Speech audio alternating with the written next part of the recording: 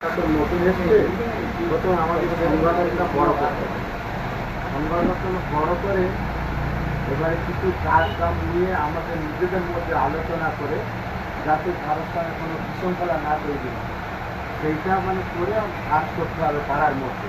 এবং যারা আগে বিজেপি করেছে, তৃণমূল করেছে, তারপর আইএসএফ করেছে, সংগঠন করে তাদেরকে আমাদের মধ্যে আনতে হবে, এনে টিমটাকে বাড়িয়ে আর বিগত দিনে আমরা যেন টিমটাকে জয় করতে পারি। তা না হলে আমাদের কাজ করা বেকার হয়ে যাবে।